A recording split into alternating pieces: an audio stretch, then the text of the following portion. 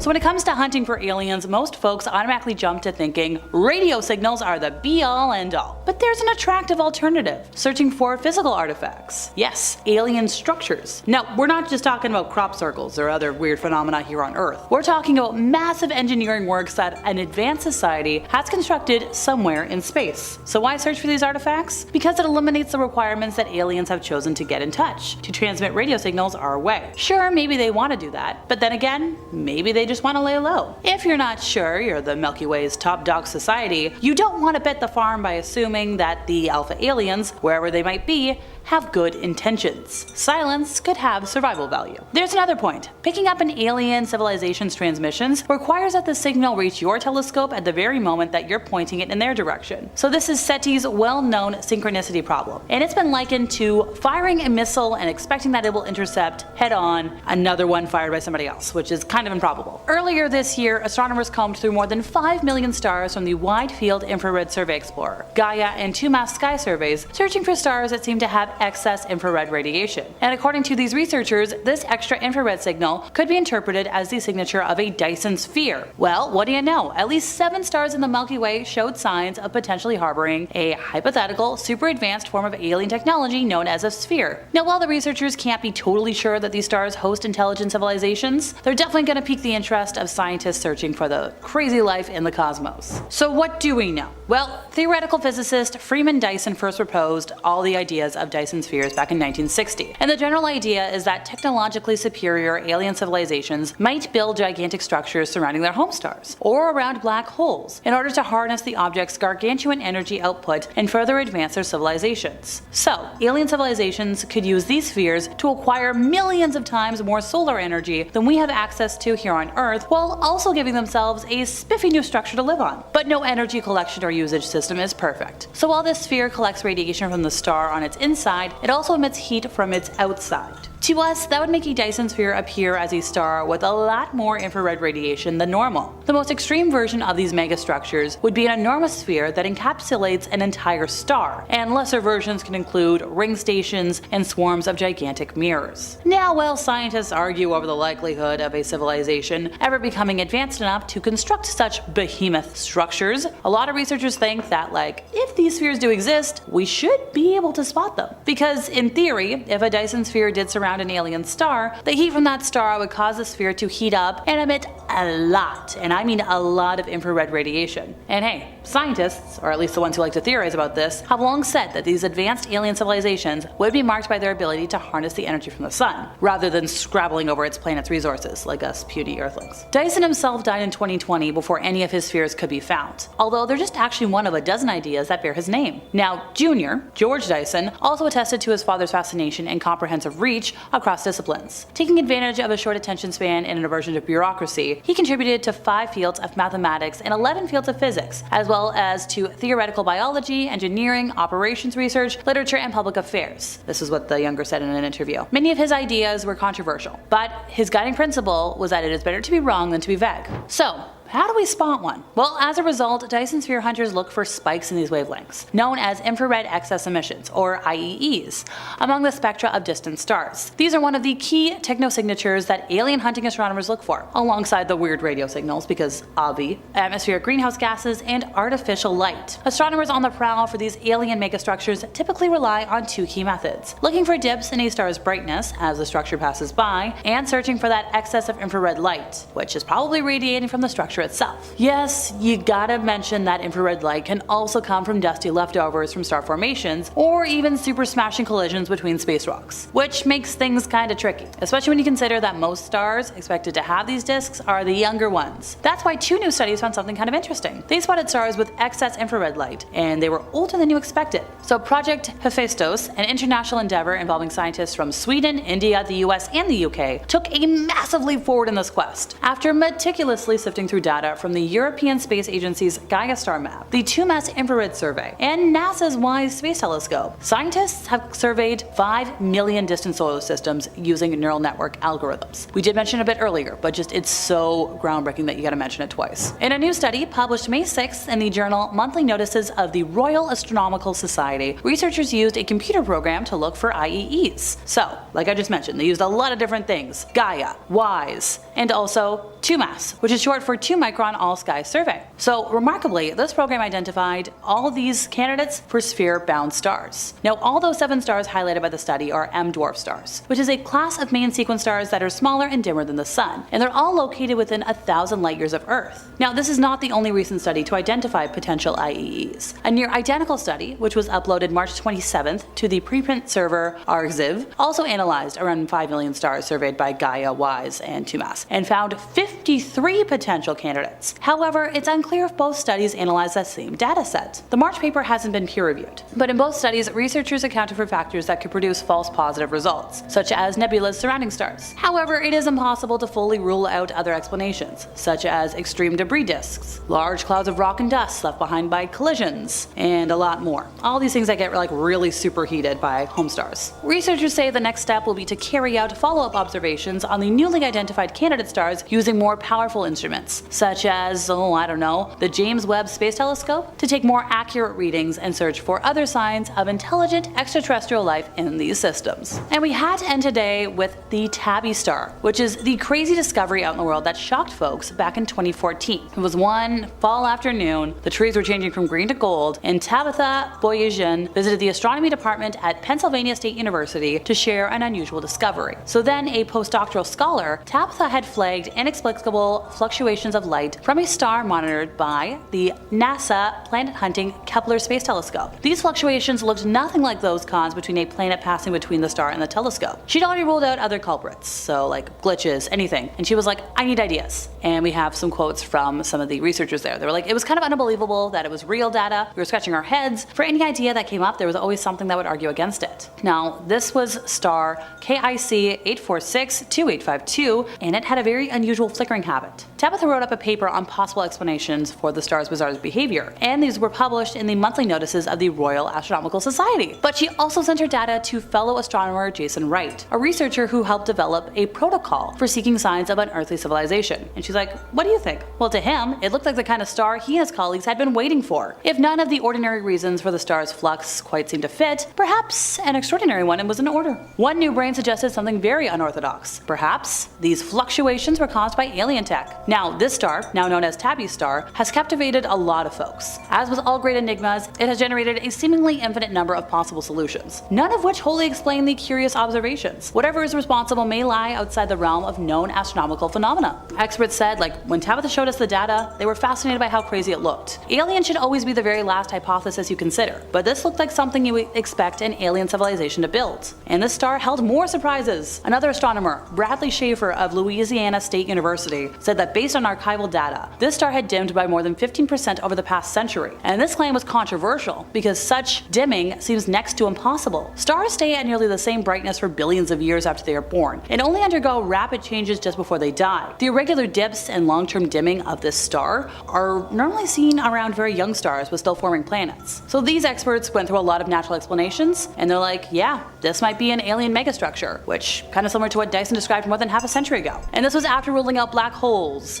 this thing being a disk of dust and gas, swarm of comets, cloud in the solar system, etc., so forth and so on. Imagine a mega powerful eye in the sky, one so sharp that it can spot the chemicals in the atmosphere of a planet hundreds of light years away. That is the James Webb Space Telescope for you, and it's on one of its craziest missions yet. It is gearing up to check out a distant planet, K2-18b, which is circling a red dwarf star 124 light years from Earth. K2-18b isn't your typical rocky neighbor, it's thought to be an enormous ocean world, 2.6 times the size of Earth, and it's got scientists buzzing about the prospects of alien life. Why? Because this planet might have the right cocktail of chemicals to support life, much like Earth does. The star of the show is a gas called dimethyl sulfide, or DMS. On our blue planet, DMS is the signature scent of the sea,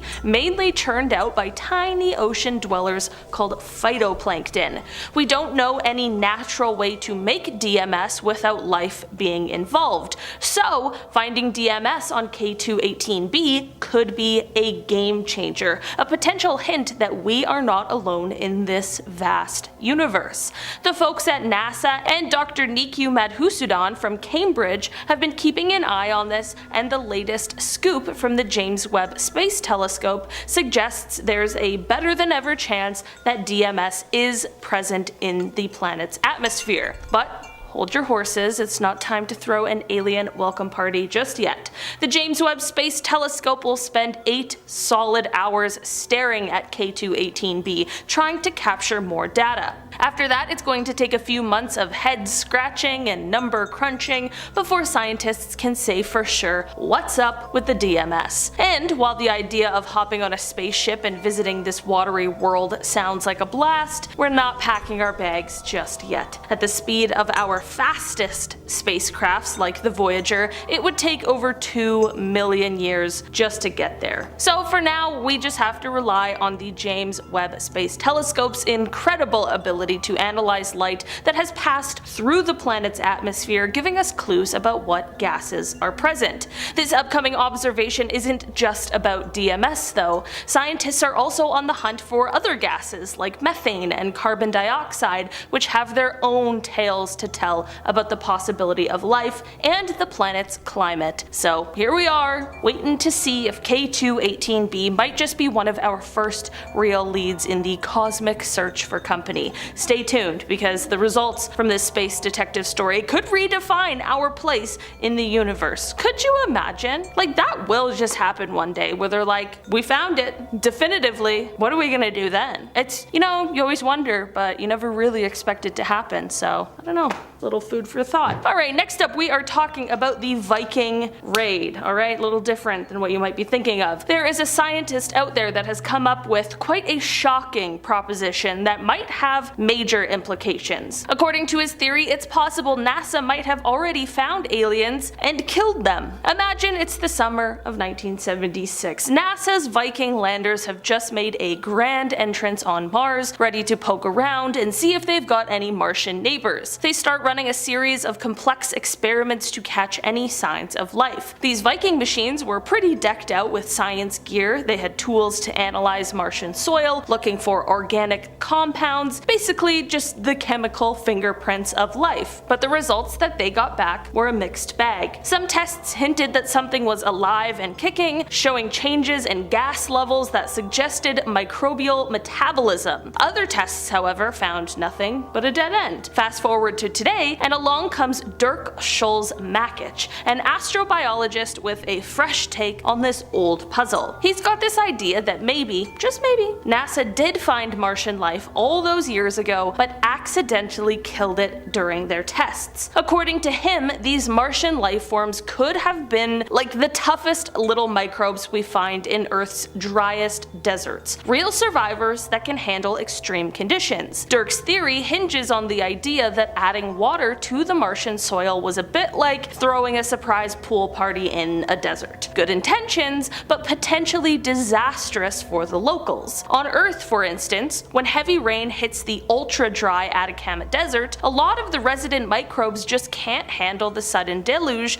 and end up dying as a result. Similarly, he suggests that the Viking landers might have overwhelmed Martian microbes adapted to super dry conditions. This idea is as intriguing as it is controversial. Other scientists like Chris McKay from NASA think the idea is stretching it. They point to later discoveries of perchlorate on Mars, a chemical that could explain the odd gas readings from the Viking experiments without needing to invoke accidental microbial massacre. Despite the skepticism, Dirk's perspective has reignited a fascinating discussion. Was it a case of scientific overkill, or are we just seeing Martian chemistry at play? The debate shows just how tricky and puzzling space exploration can be. Mars keeps its secrets close, and every new theory adds more pieces to the puzzle. As we continue to send rovers and eventually humans to Mars, we are still trying to piece together the story of life on Mars, if it's there at all. Next, we are heading over to the clouds of Venus. Let's take it back to 2020, and astronomers are using powerful telescopes to turn turn their gaze towards Venus, our closest planetary neighbor after Mars. Known for its scorching surface and thick, toxic atmosphere, Venus isn't exactly the vacation spot of the solar system. But then, something in the clouds catches the scientists' attention: phosphine. On Earth, phosphine is a gas that's mostly made by microbes that don't need oxygen to live, like those hanging out in swamps or deep inside landfills, not the best smelling places. Finding phosphine on Earth usually means life is bustling. So naturally, when astronomers found phosphine in Venus's atmosphere, it was like hitting the cosmic jackpot. Everyone was buzzing about the idea that maybe, just maybe, Venus wasn't so dead after all. The excitement was real. Imagine a cloud city of aliens floating around on Venus. Okay, maybe not quite like that, but any hint of life is a big deal. Scientists were intrigued because finding a life-linked gas in an alien atmosphere was like finding a neon sign pointing to potential life. However, of course, the plot thickened. As more scientists jumped in to analyze the findings, some began to question the initial detection of phosphine. Was the signal strong enough? Was it really phosphine, or could it have been a case of mistaken cosmic identity? The debate got pretty heated. Some suggest that volcanic activity or lightning could make phosphine on Venus without any biological help. Venus does have a lot of volcanic action and a bunch of zappy weather, so it's definitely plausible. Further studies even flipped back and forth. Some said yes, it's definitely there, while others said hold on, not so fast. It was like a game of red light, green light, and here comes another interesting update. At the 2023 National Astronomy meeting of the Royal Astronomical Society in Cardiff, say that 10 times fast, like National Astronomy meeting of the Royal Astronomical Society. That sounds like a cult. At the 2023 National Astronomy meeting of the Royal Astronomical Society in Cardiff, scientist Jane Greaves shared exciting news about finding phosphine even deeper in Venus's atmosphere than previously detected. Utilizing the James Clerk Maxwell telescope at the Mauna Kea Observatory in Hawaii, Greaves and her team explored further into Venus's atmosphere, reaching down to the upper and middle layers of the planet's clouds. So here we are now, with the mystery still hanging in those thick, acidic clouds of Venus. The phosphine saga is a classic case of how tricky and thrilling space science can be. Each new discovery leads to more questions, and every answer pulls us deeper into this cosmic detective story. And who knows, maybe Venus has a few life secrets up its cloudy sleeves, or maybe it's just really good at fooling us Earthlings. Either way, the hunt for alien life goes on, and Venus is still in the game. Next up, we are talking about Ganymede's shield. So first off, before we do anything, we have to talk about how Ganymede is huge. It's not just the biggest moon orbiting Jupiter, it's the largest moon in the whole solar system. Imagine a moon so big that if it were orbiting the sun instead of Jupiter, we'd probably call it a planet. Ganymede has its own magnetic field. While most moons are just chunks of rock or ice floating in space, Ganymede is out there with its own magnetic shield. This is very unusual for a moon, and very cool because that magnetic field is key to keeping the moon's atmosphere from being stripped away by Jupiter's very powerful radiation belts. But the plot thickens. Thanks to the trusty Hubble Space Telescope, astronomers have spotted signs that beneath Ganymede's icy shell, there lies a vast ocean of salt water. We're talking about a subsurface ocean that might be hiding more water than all of Earth's oceans combined. So why is this exciting? Well, on Earth, wherever you find water, you usually find life. The idea that there's this massive hidden ocean out there wrapped in a thick layer of ice means that Ganymede could be a secret hideout for alien life forms. And thanks to its magnetic field, any potential organisms would be somewhat protected from cosmic radiation, which can be a real menace for life as we know it. it. The combination of a magnetic field and an ocean makes Ganymede a bit like Earth's deep sea environments, places where life thrives far away from sunlight, cozy and protected under layers of water and ice. Scientists think that if life could pop up in the extreme conditions of Earth's ocean depths, why not in the alien oceans of Ganymede? Exploring this moon's hidden ocean could tell us heaps about the possibilities for life in the cosmos. Maybe this giant moon isn't just floating out there in the shadow of Jupiter. It could be a dark horse in the search for extraterrestrial life. So, no, Ganymede isn't just another moon. It's a potential underwater world waiting to be discovered, and who knows what secrets lie beneath its icy facade. And finally, to close out our list today, we are talking about asteroid matter. NASA has finally gotten its mitts on some genuine asteroid dust thanks to its spacecraft OSIRIS-REx. Meanwhile, over in Japan, playing with space rocks isn't exactly new. Japan's space agency JAXA has been at this game for about 2 decades. This mission scooped up samples from asteroid Itokawa back in 2010 despite nearly missing its shot. Fast forward to now, and JAXA's sequel mission has been a smoother ride, bringing home a cool 5.4 grams of asteroid goodies from a space rock called Ryugu in 2020. So what's the big deal about some space dust? Well, it isn't just any dust, it's like finding the building blocks of life. Scientists have found amino acids and uracil, a component of RNA, in these samples. These discoveries are like confirming there's a recipe for life hitching rides on asteroids. Adding to the excitement, a recent study from Tohoku University in Japan brought more good news. They've been studying Ryugu's surface and found these tiny, glassy melt splashes created when micrometeoroids smashed into the asteroid.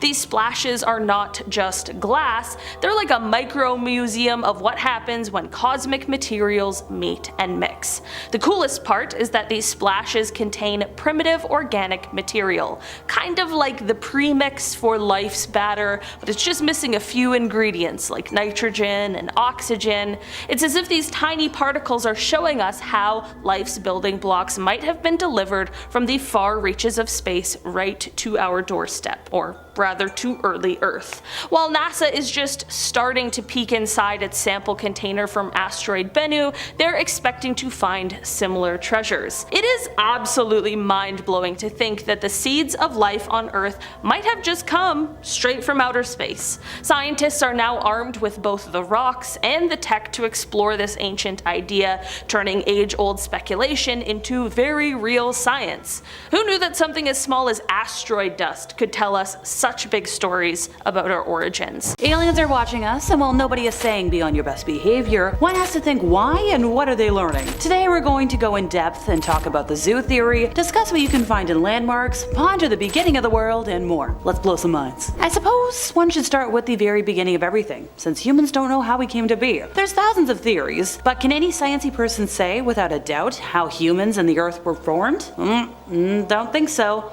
So let's compare that to little animals at an animal zoo owned by humans. So these little animals are abducted from their natural habitat, or otherwise displaced into their new one, and they get to a point where that's all they ever know. Sometimes you get major families in zoos, and their descendants will never know what life is like outside of that realm. Humans have forgotten where we come from, assuming it's somewhere out in the universe, which is why we keep investigating the unknown, looking for our origins outside of our habitat right here on Earth. Okay, let's break down the theories of creation. If you believe otherwise, well, let's look at all the theories here. For starters is the Adam and Eve Bible story, and elements of it actually make sense within the alien zoo theory, everything being descended from two people, the original beings that were brought to Earth to procreate and start the human race. They were banished from their first habitat and instead brought to this zoo. Okay, another theory, the Big Bang, where the universe as we know it started with an infinitely hot and dense single point that inflated and stretched, first at unimaginable speeds, then at a more measurable rate, over the next 13.7 billion years to the still expanding cosmos that we know today. But existing technology doesn't yet allow astronomers to literally peer clear back at the universe's birth, meaning much of what folks understand about the Big Bang comes from mathematical formulas and models. But after all that, it's all still a theory. To find out the cause of the Big Bang, you assume a prior event that happened had a universe-spawning effect. Perhaps the Big Bang not only amounted to the creation of matter and energy, but also the origin of space and time itself. Well, in that case, it's difficult to talk about a logical cause. Until recently, some scientists held the view that the universe would someday recollapse, eventually leading to another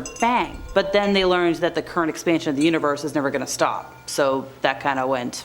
Instead, we've got scientists that suggest that the Big Bang was caused by our empty four-dimensional spacetime colliding with another universe that floats next to ours in a higher dimensional bulk space, but that's still only a suggestion. At the end of the day, we don't know how we came to be, so aliens transporting us here like zoo creatures makes a lot more sense in that context. Doesn't it? Avi Loeb is no stranger to controversy. The prolific Harvard University astrophysicist has produced pioneering and provocative research on black holes, gamma ray bursts, the early universe, and other standard topics of his field. But for more than a decade, he has also courted a more contentious subject, namely aliens, and how to find them. Until relatively recently, his most high-profile work in that regard was his involvement with Breakthrough Starshot, a project funded by Silicon Valley billionaire Yuri Milner to send laser-boosted, gossamer-thin, mirror-like spacecraft called light sails on high-speed voyages to nearby stars. All that began to change in late 2017, however, when astronomers around the world scrambled to study an interstellar visitor, the first ever seen that briefly came within range of their telescopes. The object's discoverers dubbed it Oumuamua, a Hawaiian term that roughly translates to scout. The unavoidable cursory examinations of the celestial passerby showed it had several properties that defied easy natural explanation. Its apparent shape, which was like a 100-meter long cigar or pancake, did not closely resemble any known asteroid or comet, nor did its brightness, which revealed that this was at least 10 times more reflective than one of our solar system's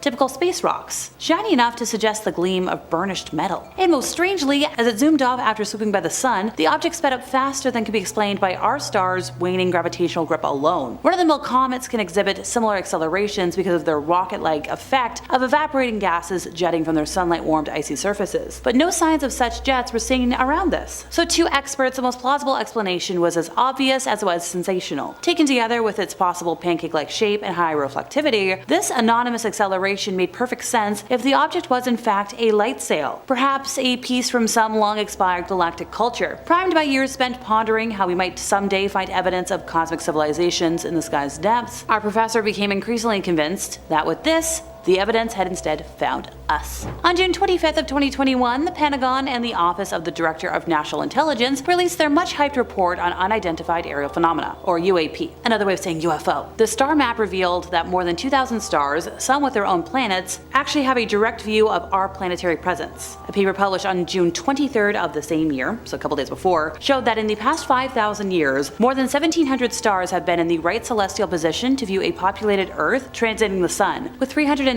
more entering the sweet spot in the next 5,000 years. And 7 of those far-off stars are known to have their own orbiting exoplanets that might support life. So instead of constantly saying, what can we detect from other worlds, and where are the other worlds that we can detect, think about it in other ways. This was a quote from an astronomer at the American Museum of Natural History in New York City, and a co-author of the study. Like, what worlds can find us? How many of them and for how long? 7 of the stars mapped out are known to host possibly rocky exoplanets, thought to be passable candidates for harboring liquid water, and thus life as we know it on their surface. One of these, the world called Ross 128b, was in Earth's transit zone for about 2,000 years. It saw our planet between the 10th century BC and the 10th century AD, a time period that comprised the reign of Alexander the Great, the fall of Rome, and the whole Mayan civilization. Think of living in a room, and all the windows are open, you're doing all your business, and you don't know that the windows are open. Would you behave differently if you knew that you were being seen all your life? I think so. The essential idea of the zoo theory has been the subject of scientific and science fictional cosmology for decades, but MIT radio astronomer John Ball is often credited with laying out the hypothesis in 1973.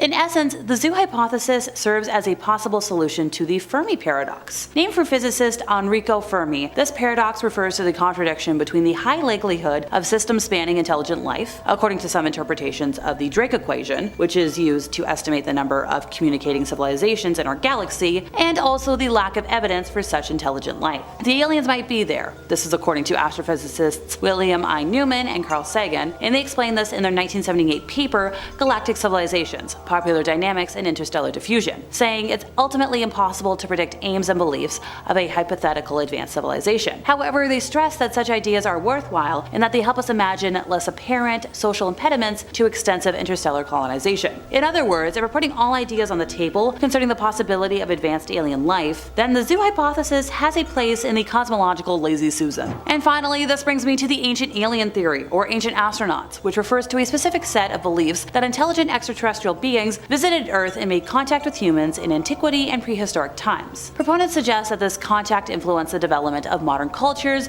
technologies, religions, and human biology. A common position is that deities from most, if not all, religions are extraterrestrial in origin, and that advanced technologies brought to Earth by ancient astronauts were interpreted as evidence of divine status by early humans. For example, the origins and composition of the Great Pyramid, our oldest wonder of the world and its slightly less famous kin, have long confounded scholars. While some believe that construction workers may have used large ramps to transport the stones, this theory has been largely disproven, as there is little archaeological evidence to support the claim. So naturally, theories arguing that aliens must have constructed the pyramid have come into play. It's true, it would have been difficult for humans to build the pyramids, and there's not a lot of historical evidence of how they were built. So if we're citing this, as well as the architectural and scientific questions that surround the pyramids, a lot of folks believe that aliens came to Earth in ancient times and helped kickstart civilizations. According to those theories, the aliens were instrumental in helping ancient Egyptians build their masterpieces. Folks who believe this theory, such as ourselves, argue that in order to design the pyramids as they are, somebody would need a bird's eye view, the kind you could get from something flying in the sky, and that wasn't invented yet. Also, in order to create an object that obeys the golden ratio, which is a mathematical relationship based on the special number phi, the Egyptians would have needed help from somebody else. And also, you can't talk about pyramids without talking about helicopter hieroglyphs. You see these all over the pyramids, all over ancient Egypt.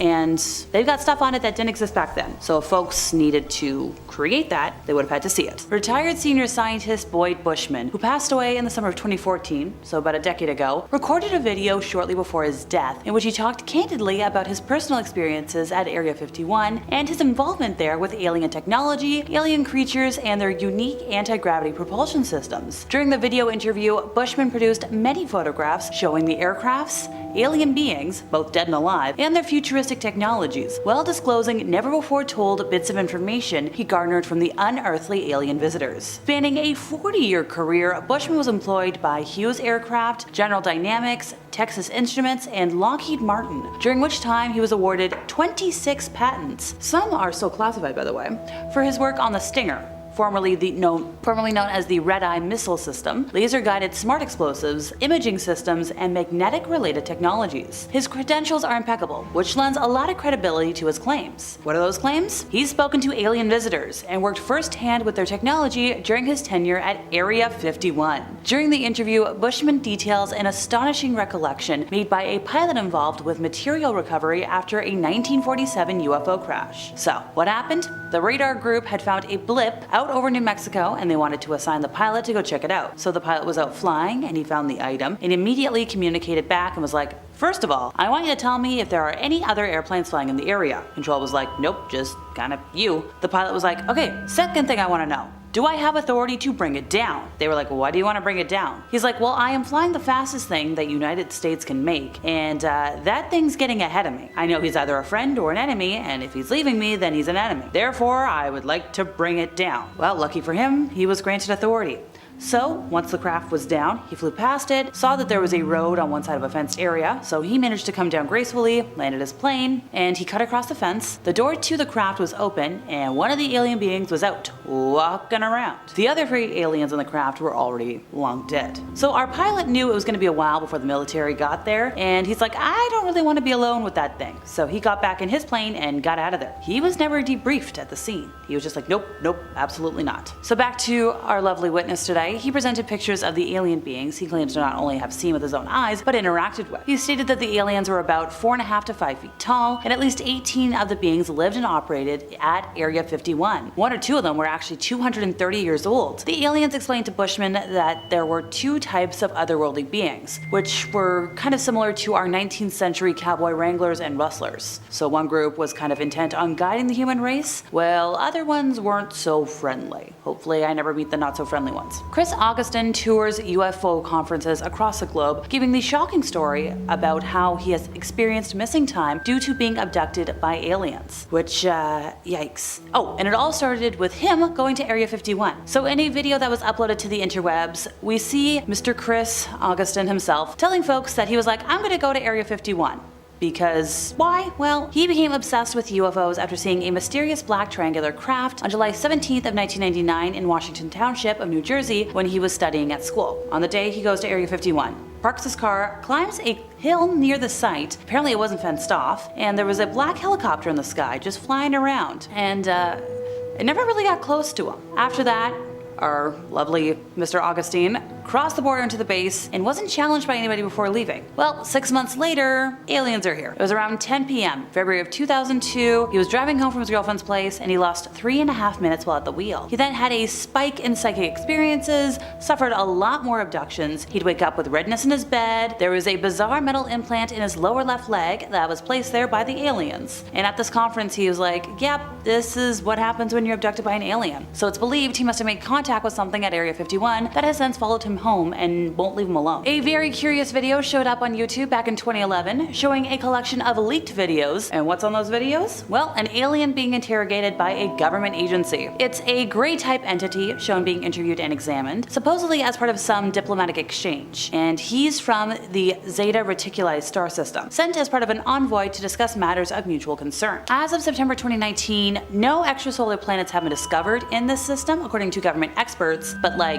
we know they can lie to us about that, so that's not really news. So if you don't know, what is Zeta Reticuli? So this is a wide binary star system in the southern constellation of Reticulum. From the southern hemisphere, the pair can be seen with the naked eye as a double star in very dark skies. Based on parallax measurements, this system is located at a distance of about 39.3 light years from Earth, and both stars are solar analogs that have characteristics similar to those of the Sun, and they belong to the Zeta Herculis moving group of stars that share a common origin. So, just for that context, back to the videos. So these aliens would be escorted by special officers and only meet with high-ranking officials. Although several aliens are claimed to have been present, the one most prominently featured was given the nickname Skinny Bob. This alien appears as a very thin, slouched-over figure with an oversized bald head, slit-like mouth, large eyes that are very expressive, blinking, and he's got claw-like hands. There was apparently a whole series of interviews conducted with the creature between 1942 to 1969, but there's only a few clips on the internet that have managed to survive the test of time. The most well-known clip simply shows Skinny Bob sitting at a table, apparently in a telepathic interview, and then afterwards we see footage of him from head to toe, showing his disproportionately long arms and overall build. After that, we get a moment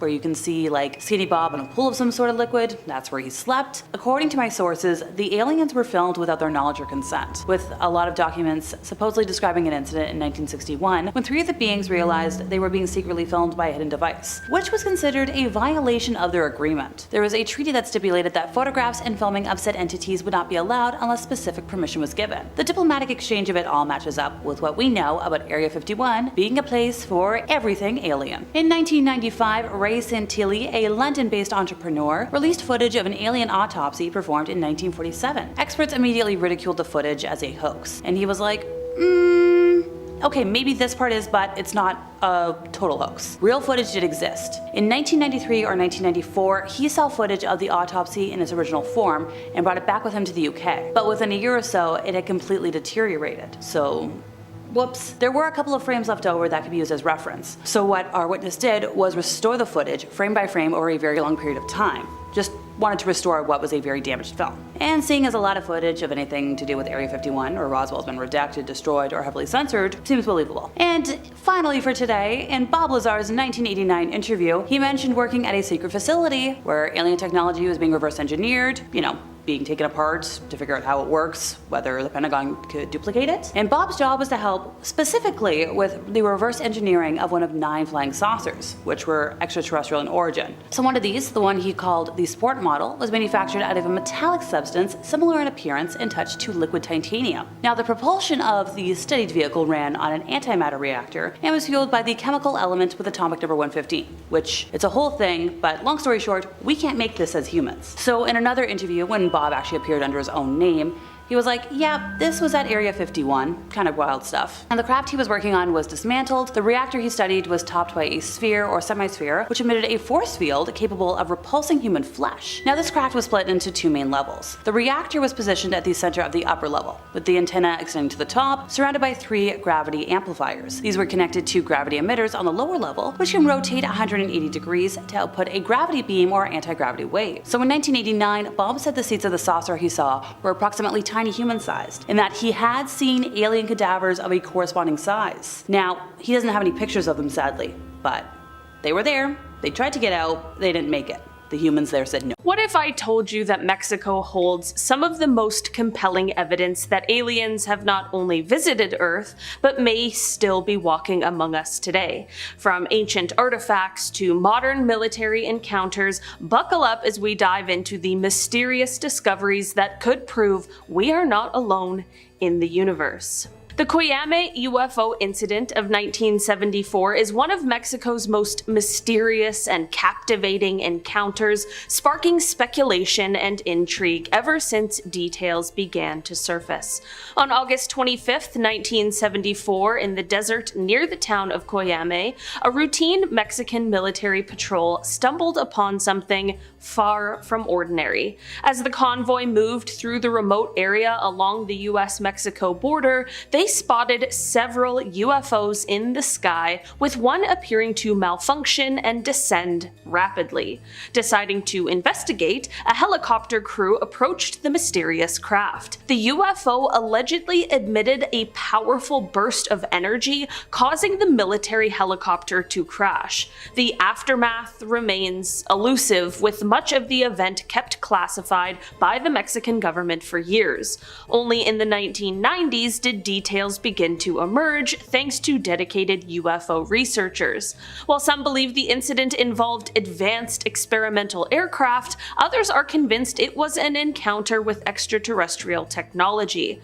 The lack of concrete evidence and the secrecy surrounding the event have only fueled more questions, making the Cuyame UFO incident a key piece of Mexico's mysterious alien history that suggests we may not be alone. One of the most compelling cases for alien encounters in Mexico comes from the Mexican military UFO incident of 2004. This was where the Mexican Air Force found themselves face to face with the unknown. During a routine drug surveillance operation in the skies over Campeche, military pilots captured something extraordinary on their infrared cameras: unidentified flying objects, glowing orbs that moved in perfect synchronization. These mysterious objects weren't just random lights, they moved intelligently at speeds and in patterns that defied conventional explanations. The incident quickly gained attention because it wasn't just civilians making claims, this was the military, professionals trained to spot aircrafts and threats. What makes this case even more significant is that the Mexican government didn't bury the footage or keep it classified. Instead, they released it to the public, sparking debates and fueling speculation worldwide. For many UFO enthusiasts and UFOologists, this was groundbreaking. Military acknowledgement of something otherworldly in the skies. Some believe these orbs were advanced alien crafts monitoring Earth's military operations, while others suggest they could be extraterrestrial drones sent to gather information. The footage, with its undeniable authenticity, continues to be analyzed and discussed, marking it as one of Mexico's most credible and fascinating UFO encounters. For those searching for proof that extraterrestrial beings are watching us, the 2004 military UFO encounter stands as a shining example that something beyond our understanding may be at play in the skies above Mexico. One of the earliest recorded instances of a potential UFO sighting in Mexico dates back to August 12th, 1883, when astronomer Jose Bonilla made a startling observation while studying sunspot activity at the Zacatecas Observatory. As he trained his telescope on the sun, Bonilla reported seeing over 300 dark, unidentified objects passing in front of it. In an attempt to document this strange event, he captured a series of wet plate photographs with a quick 1/100th second exposure, marking what many considered to be the first ever photograph of an unidentified flying object. At the time, Bonilla couldn't explain what he had witnessed, and his observations baffled the scientific community. While later analysis suggested that these objects may have been high-flying geese, Bonilla's sighting has remained shrouded in mystery. Some UFO researchers believe that the photographs may have captured alien spacecraft or some kind of extraterrestrial phenomenon rather than a natural event. Though the true nature of these objects remains debated, Bonilla's observation has earned a place in UFO lore as one of the earliest documented encounters with something unexplainable in the skies. Whether they were geese or otherworldly visitors, this work still fascinates those who believe that extraterrestrial life has been watching us for much longer than we may realize, making his sighting a key moment in the history of alien discoveries in Mexico. In 2013, archaeologists made a fascinating discovery beneath the ancient city of Teotihuacan, one of Mexico's most mysterious and iconic archaeological sites.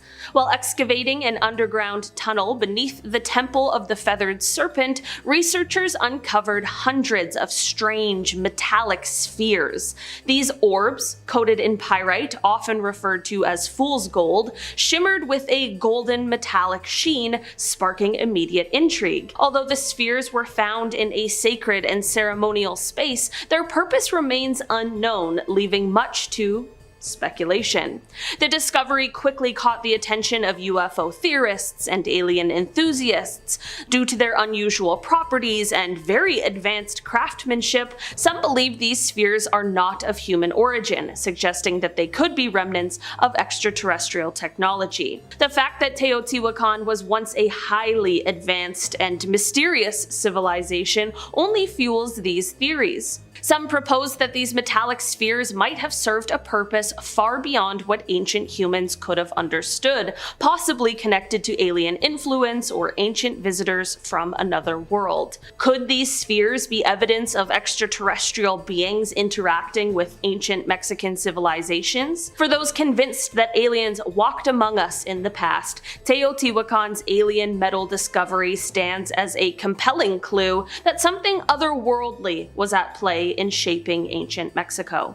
The Zone of Silence, or La Zona del Silencio, is a mysterious stretch of desert located in the northern Mexican state of Durango, often likened to the Bermuda Triangle for its eerie and unexplained phenomena.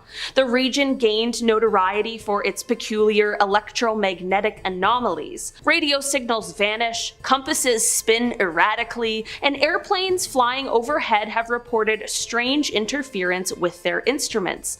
Some even call it a dead zone because of the way technology fails without reason. The area's magnetic forces are so intense that scientists have come to study the strange properties of the region, yet a definitive explanation remains elusive. What makes the Zone of Silence even more intriguing is the widespread belief that it is a hotspot for extraterrestrial activity. Locals have reported strange glowing lights in the night sky, often hovering silently or darting across the horizon before disappearing without a trace. Even more unnerving are stories of humanoid figures seen wandering the desert, sometimes described as tall beings with an otherworldly presence. Some witnesses claim to have encountered these beings directly, describing telepathic communication or odd encounters where these figures seem to vanish into thin air. Adding to the zone's allure is the theory that it may have connections to extraterrestrial portals or bases.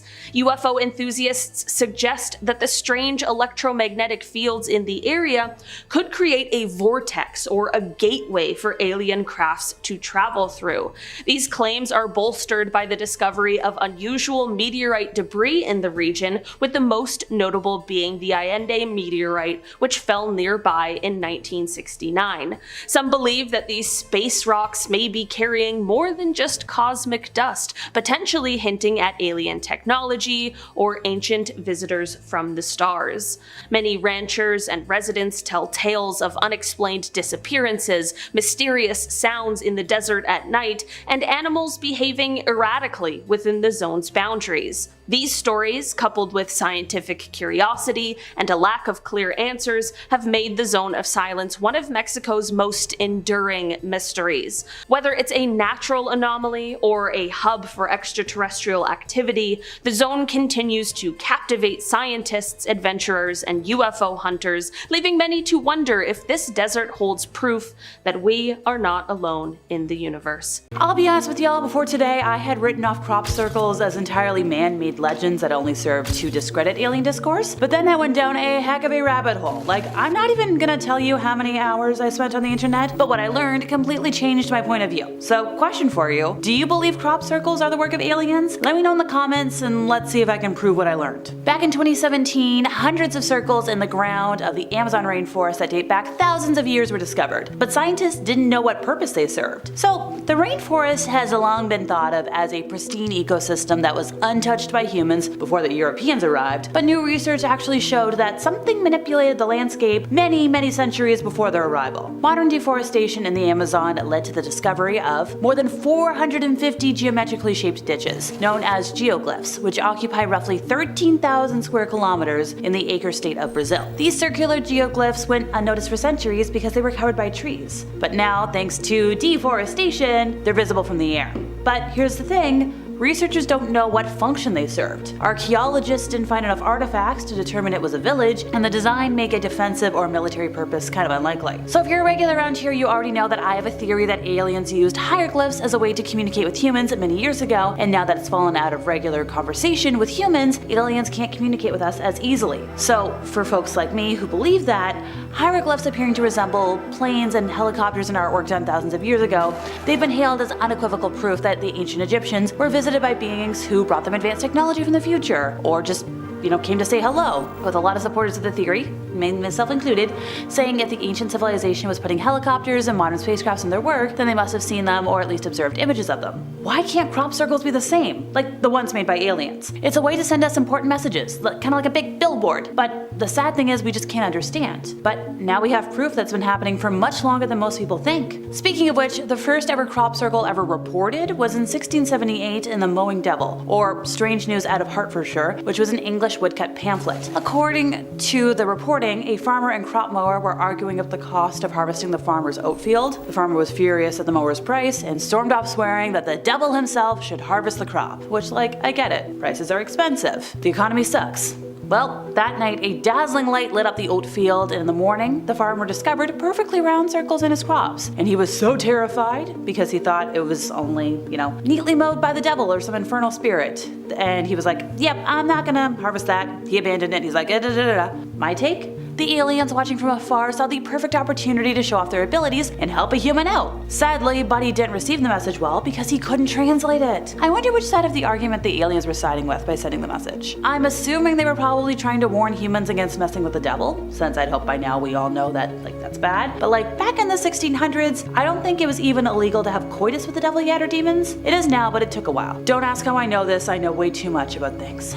Back in 2013, an elaborate crop circle in a barley field about 6 miles southeast of Salinas appeared to have landed from out of nowhere when a YouTube video depicting its discovery made its way onto the lovely interwebs. And by late afternoon on the day that it went up, news of the circle outside of Cholar had drawn up quite a few curious onlookers from throughout the valley. Stamped right in the middle of the field, the design covered about an acre and looked like a strange computer chip with dots in the middle that had some folks thinking maybe it's Braille, Maybe it's Morse code. Maybe the aliens are evolving their language. Now, a lot of folks were like, it's a hoax. But with the landowner being like, I don't know, I don't want this, the theories were kind of multiplying, kind of like rabbits. Security guards were, outside of the property by like Monday morning. It was like, they were being a little hush-hush about who their client was, but they were like, we're here to just stop this circus. We don't want it, not fun, which only adds to the credibility in my book. Now, they did lead reporters to the circle because they were like, well, if you're gonna be here, you might as well at least see it. And apparently from the ground level, it didn't look like a lot, just like trampled on grass, cut at different angles. The property does belong to Scott and Debbie Anthony, and apparently at the time, Debbie was sick in bed. Somebody tried to call her and she's like, yeah, I heard about this. I don't know, I haven't been out there. Leave me alone. A man who identified himself as Hector at the ranch office said, like, I haven't even been able to get out there to inspect the design. So, I know. Back to the YouTube video. Two men appear to drive along the canyon road before sunrise and they see flashing lights in a field. They get out of the car, hop a fence, which don't do that, folks, and they enter the cultivated field. And they're like, dude, are you seeing this? Among the first people to spot the crop circle from above, not just the ground, were Julie and Pat Belanger, co-owners of the 11th Aerial Photography Squadron Company. They were apparently flying in a Robinson R44 helicopter from the South County Airport in San Martin towards Carmel when they were like, that's interesting. Apparently that area is normally not super exciting to fly through, but then they were like, whoa, well, that's new. Well, what do you got going on here? According to Julie, who has been doing photography for 20 years, specifically aerial photography, she's never seen anything like it. Joe Pizzini, the chief operating officer of Ocean Mist Farms, which is one of the largest growers in the area, was like, I've never heard about crop circles around here before. What's going on with this? Look, I'm just saying, if you don't want a media circus, odds are it's more real. How about we fast forward to 2015 to this crop circle in Massachusetts? It was barely visible from the road, but a crop circle that appeared in a field off of Old Gray Station Road back and then got a lot of attention. A longtime crop circle researcher in Massachusetts was determined to figure out if the circle was produced by an energy force or if it was man-made. Nancy Talbot said, I asked folks to take some samples. By the way, she's one of the 3 founders of BLT Research Team Incorporated, which is a crop circle research group, which I didn't even know existed until today. According to her, they haven't had a lot of background with hay, but she can normally tell by a few plant examples if the circle is real.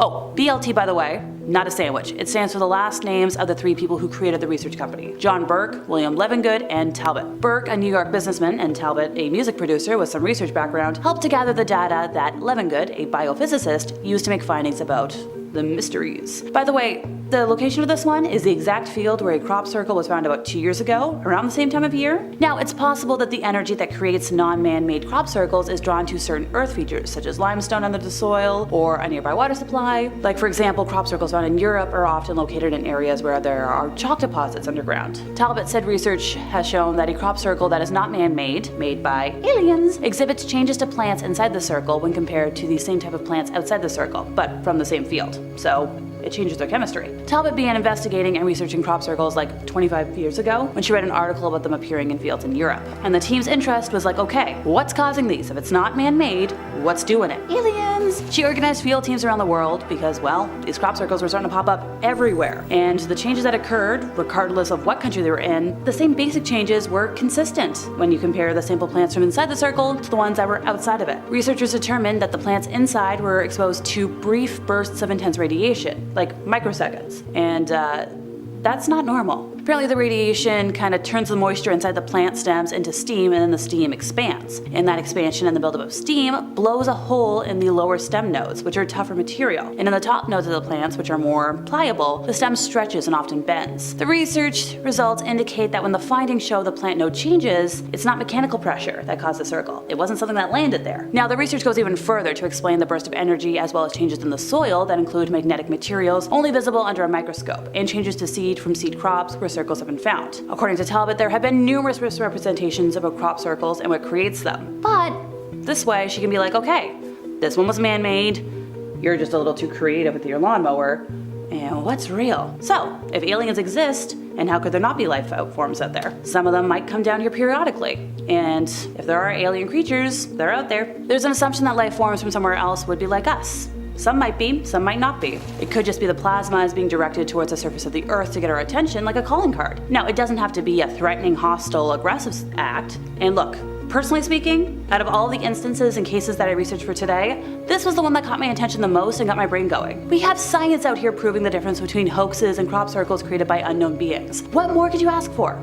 Okay, only specifically when it comes to crop circles. We don't have time to go through my alien wish list. Damn thing is as long as a Sears wish book by now. And if you'll allow me, I'm gonna end today with a little bit of a deviance, and that's how the governments around the world are trying to cover up that crop circles are real to further discredit true believers. Colin Andrews, a British researcher and former investigator for the British Ministry of Defense, claims that he was approached by a CIA operative who tried to convince him to publicly state that crop circles were a hoax. He believes that this was part of a larger effort to discredit the phenomenon and discourage serious investigation. Other researchers point to the involvement of individuals connected to intelligence agency in the crop circle community. They argue that these individuals are used to spread disinformation and confuse the public about the true nature of them. Whether these claims hold any truth or not, the presence of intelligence agencies in the debate surrounding crop circles raises questions about their motives and the role they play in shaping public opinion. One of the key figures in the crop circle phenomenon is John Lundberg, the founder of circlemakers.org. He claims responsibility for creating many of the intricate and elaborate crop formations that have puzzled researchers and enthusiasts for years. But some folks believe that his work is part of a disinformation campaign orchestrated by intelligence agencies. According to these researchers, Lundberg and his group, known as the Circle Makers, are funded and supported by intelligence agencies